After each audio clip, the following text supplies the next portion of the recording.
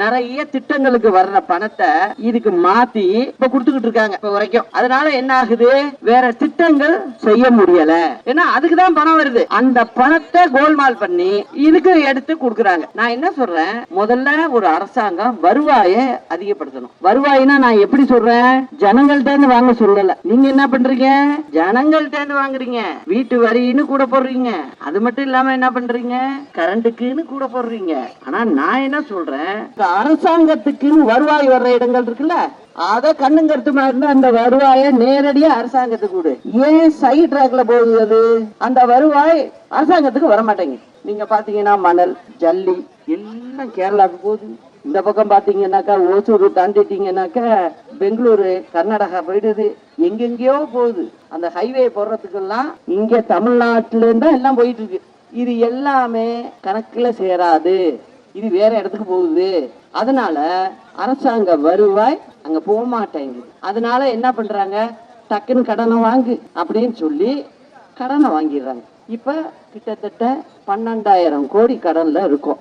ஒவ்வொருத்த தலையிலையும், எனக்கு என் தலையிலையும் 2 லட்சம், உங்க தலையிலையும் 2 லட்சம் தான். இதுதான் இந்த அரசாங்கம் நடத்திக்கிட்டு இருக்கு. டாஸ்மாக் தனி ராஜ்யமா நடந்துகிட்டு இருக்கு. அதுல வர்ற பணமும் வரமாட்டேங்குது. அதுல பாத்தீங்கன்னா அம்மா இருந்தப்ப 80 ரூபாயா இருந்தது, இன்னைக்கு 160 ரூபாய் ஆயிடுச்சு. அப்போ நீங்க நல்லா கணக்கு பார்க்கணும்.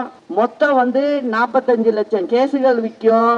நீங்க என்ன பண்ணிட்டீங்க, 20 லட்சம் கேஸுக்கு நீங்க 40 லட்சம் விற்கிற அளவுக்கு பணம் வந்துருது. ஏன்னா அதிகப்படுத்திடுறீங்க, ரேட் அதிகப்படுத்துறதுனால வந்துருது. மீதி 20 லட்சம் விற்கிறது யாரு வீட்டுக்கு போகுது, இதெல்லாம் பார்க்கணும்ல நம்ம. அப்போ கணக்கு இல்லாம பிளாக்ல விக்கிறது மட்டும் இல்ல, இன்னொரு வேலை பண்ணிருக்காங்க. பாட்டிலுக்கு அரைக்கல, உடனே அதுக்கு ஒரு ஐடியா போடுங்க. அந்த பாட்டிலுக்கு என்ன பண்றாங்க, பாட்டில் யாரும் வெளியில விற்க கூடாது, பாட்டில டாஸ்மாக் தான் வாங்கும். அப்பதானே பிளாக்ல நீங்க விற்கலாம். உங்களுக்கு பாட்டில் ஈஸியா வெத்து பாட்டில் கிடைச்சிருது, நீங்க பண்ணலாம். நீங்க ரொம்ப கெட்டிக்காரத்தனமா பண்றத நினைச்சுக்கிட்டு இருக்கீங்க. ஒரு நாளைக்கு வருஷமா மாட்ட போறீங்க.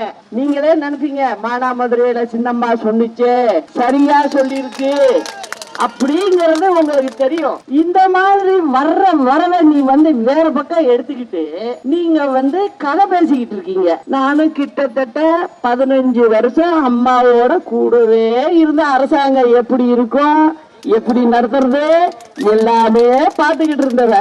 நீ வேற யாருகிட்டையும் ஏமாத்தலாம், என்கிட்ட முடியுமா, முடியவே முடியாது.